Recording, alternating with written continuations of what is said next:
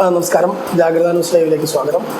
നമ്മുടെ പാർലമെന്റ് തെരഞ്ഞെടുപ്പിന്റെ ഏറ്റവും അവസാന ഘട്ടത്തിലേക്ക്, ഏതാണ്ട് ആദ്യഘട്ടം പൂർത്തിയായി രണ്ടാം ഘട്ടം അടക്കമുള്ള നടപടികളിലേക്ക്, തെരഞ്ഞെടുപ്പ് പ്രചാരണത്തിന്റെ നടപടികളിലേക്ക് കടക്കുകയാണ്. കോട്ടയം പാർലമെന്റ് മണ്ഡലം ഇപ്പോൾ കേന്ദ്ര തലത്തിൽ അല്ലെങ്കിൽ ദേശീയ തലത്തിൽ തന്നെ ശ്രദ്ധാകേന്ദ്രമായിരിക്കുകയാണ്. NDA സ്ഥാനാർത്ഥിയായി തുഷാർ വെള്ളാപ്പള്ളി ഇത്തവണ മത്സരിക്കാൻ എത്തിയതോടുകൂടിയാണ് ഈ ദേശീയ തലത്തിലേക്ക് തന്നെ പാർലമെന്റ് തെരഞ്ഞെടുപ്പ് കോട്ടയത്ത് ശ്രദ്ധാകേന്ദ്രമായി മാറിയിരിക്കുന്നത്. ഏതായാലും തുഷാർ വെള്ളാപ്പള്ളി ഇപ്പോൾ ജാഗ്രത ന്യൂസ് ലൈവിനൊപ്പം ചേരുകയാണ്. തെരഞ്ഞെടുപ്പിലെ ഈ തവണ എന്തൊക്കെ പ്രവർത്തനങ്ങളാണ്, അതോടൊപ്പം എന്തൊക്കെയാണ് BDJS-ഉം NDA-യും ലക്ഷ്യം വെക്കുന്നത് എന്നടക്കമുള്ള കാര്യങ്ങൾ നമ്മുടെ പ്രേക്ഷകരുമായി പങ്കുവെക്കാൻ അദ്ദേഹം ജാഗ്രത ന്യൂസ് ലൈവിനൊപ്പം ചേരുന്നു. നമസ്കാരം സാർ, സ്വാഗതം ജാഗ്രത ന്യൂസ് ലൈവിലേക്ക്.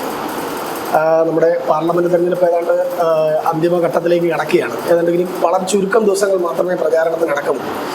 ഇത്തവണ കോട്ടയത്ത് താങ്കൾ സ്ഥാനാർത്ഥിയായി വന്നതോടുകൂടി ദേശീയ തലത്തിൽ തന്നെ കോട്ടയം പാർലമെന്റ് മണ്ഡലം ശ്രദ്ധാകേന്ദ്രമായിട്ടുണ്ട്. എങ്ങനെയാണ് ഇത്തവണ ഈ ഒരു തെരഞ്ഞെടുപ്പിനെ കാണുന്നത്? എന്തൊക്കെയാണ് ഇതിനു വേണ്ടിയുള്ള തയ്യാറെടുപ്പുകൾ? ഈ തെരഞ്ഞെടുപ്പ് കോട്ടയം സംബന്ധിച്ചോളം NDAക്ക് 100% ജയിക്കാൻ പറ്റുന്ന സീറ്റായിട്ടാണ് കേന്ദ്ര തലത്തിൽ കാണുന്നത്. അതിന് കാരണങ്ങൾ പലതാണ്.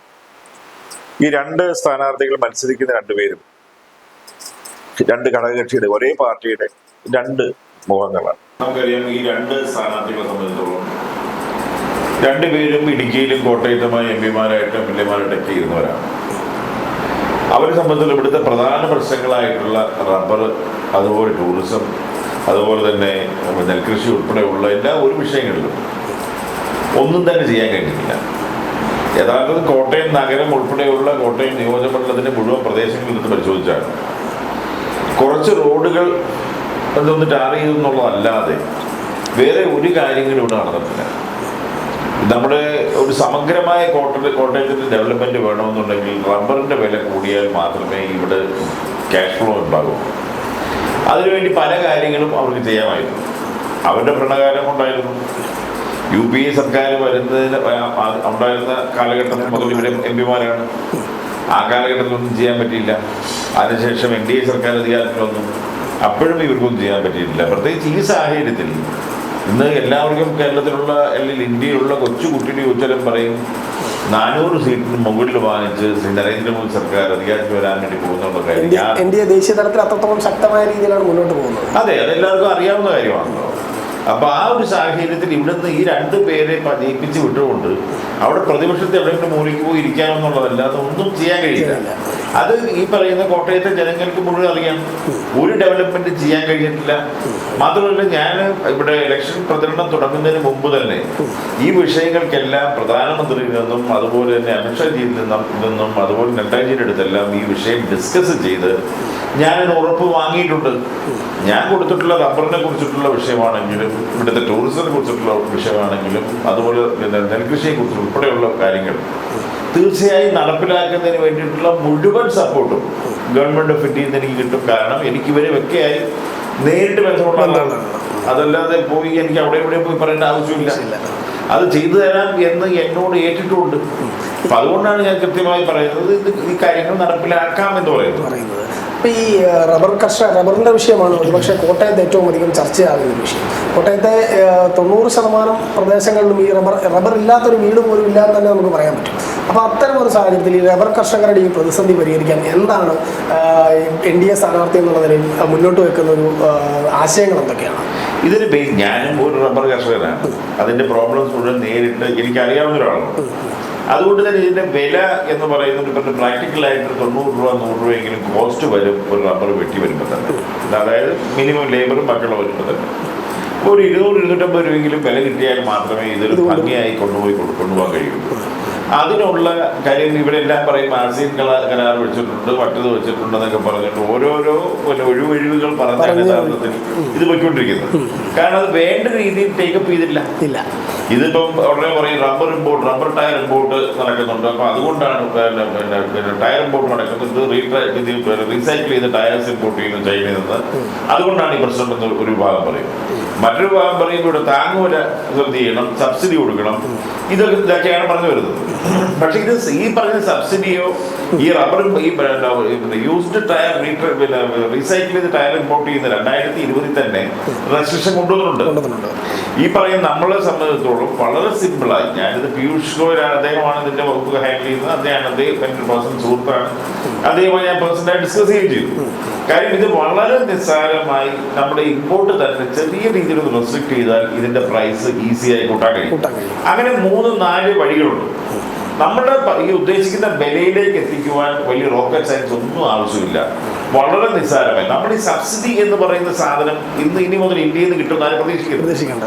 കാര്യം അത് ഇന്ത്യ ഗവൺമെന്റ് സബ്സിഡി ഇല്ലാണ്ടാക്കുക, അതുപോലെ തന്നെ ഈ വെള്ളാലയങ്ങളായിട്ടുള്ള കുറേയധികം കോർപ്പറേഷനുകൾ ഇന്ന് ഇന്ത്യയിൽ പല ഭാഗത്ത് ഇന്ത്യയിലുണ്ട്. അതെല്ലാം ഇല്ലാതാക്കുക എന്നുള്ളത്, പ്രൈവറ്റൈസ് ചെയ്യുക എന്നുള്ളത് ഇന്ത്യ ഗവൺമെന്റിന്റെ നയമാണ്. അതുകൊണ്ട് തന്നെ നമുക്കവിടെ പണം ലാഭമേ ഉള്ളൂ, ഒരു നഷ്ടവുമില്ല. പിന്നെ ഈ പറയുന്ന റബ്ബറിന്റെ വിഷയം സംബന്ധിച്ചിടത്തോളം വളരെ വ്യക്തമായി എനിക്ക് പറയാൻ കഴിയും. ഞാൻ ചെയ്തിട്ടുള്ള പ്രോമിസ് കൃത്യമായി പരമാവധി ഒരു 6-8 മാസം ഈ ഇലക്ഷൻ കഴിഞ്ഞാൽ 1 വർഷത്തിനുള്ളിൽ തന്നെ അത് എത്തിക്കുന്നതിന് യാതൊരു ബുദ്ധിമുട്ടുമില്ല.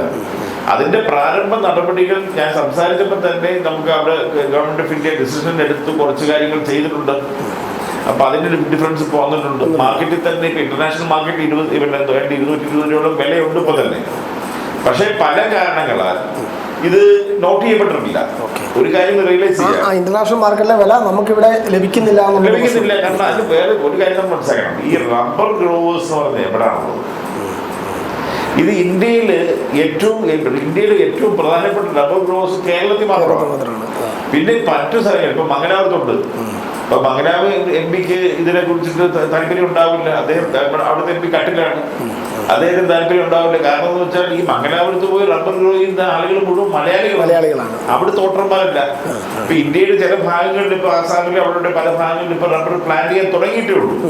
അതായത് ഇന്ത്യയിൽ മൊത്തമായിട്ടുള്ള റബ്ബർ ഗ്രോവേഴ്സിന്റെ എണ്ണം നോക്കിയാൽ എനിക്ക് തോന്നുന്നു നമ്മുടെ കോട്ടയം പാർലമെന്റ് സീറ്റിലുള്ള അത്രയും ആളുകൾ പോലും യഥാർത്ഥത്തിൽ മുഴുവനായിട്ടില്ല. അപ്പൊ ഈ ഒരു സബ്ജക്ട് അഡ്രസ് ചെയ്യാനായിട്ട് ഈ പറയുന്ന ഒറ്റ സ്റ്റേറ്റ് എന്ന് പറയുന്നത് കേരളം മാത്രമാണ്. കേരളത്തിൽ 20 MP-മാരെയും ബാധിക്കുന്ന പ്രശ്നം തന്നെ അത്. ആലപ്പുഴ ജില്ലയിൽ ഉൾപ്പെടെ റബ്ബറുണ്ട്. കാര്യം കേരളത്തിൽ റബ്ബറില്ലാത്ത ജില്ലയില്ല, അതാണ് ഫാക്ട്. പക്ഷെ ഈ പറയുന്ന ആരും ഇതിന് വേണ്ടിയിട്ട് ചുമ്മാ കുറെ റബ്ബറിന്റെ കൊണ്ട് എന്താ പറയുന്നത് ഷീറ്റ് എടുത്ത് മുണ്ടെടുത്തുകൊണ്ടോ എല്ലാം കൊണ്ട് നിക്കറുണ്ടാക്കിയതുകൊണ്ടോ കാര്യമില്ല. അത് പറയേണ്ട ആളുകളുടെ പറഞ്ഞ് ടെക്നിക്കലായിട്ട് ചെറിയ കാര്യങ്ങളേ ഉള്ളൂ. ഞാൻ പഠിച്ചിടത്തോളം സത്യത്തിൽ എനിക്ക് സങ്കടം തോന്നി. ഇവർ ഇത്തരത്തിലാണ് പോയിട്ട് ഇത്ര നിസ്സാരമായി ചെയ്യാൻ പറ്റുന്നൊരു കാര്യം ചെയ്യാതിരുന്നതിൽ സത്യം പറഞ്ഞാൽ അവർക്ക് അത്ര പിടിപ്പുകളാണ് അല്ല. ഇതില് പ്രധാനപ്പെട്ട ഒരു കാര്യം, കോട്ടയത്ത് മത്സരിക്കുന്ന മറ്റ് 2 സ്ഥാനാർത്ഥികളും ഇപ്പോൾ 2 സ്ഥാനാർത്ഥികളും കേരള കോൺഗ്രസിന്റെ സ്ഥാനാർത്ഥികളാണ്.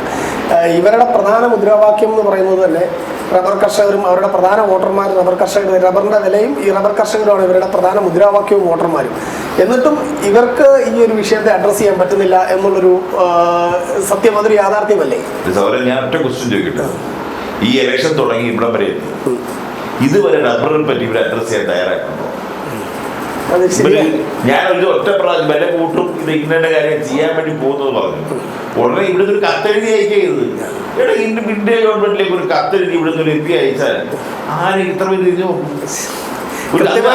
തീരുമാനം ഉണ്ടാവില്ല. അത് പ്രാക്ടിക്കലി ഞാനിത് പ്രധാനമന്ത്രിയുമായിട്ട് അതുപോലെ അമിത്ഭായിയുടെ അടുത്തും 2000 നേരിട്ട് ഇരുന്ന് ഡിസ്കസ് ചെയ്ത വിഷയമാണത്.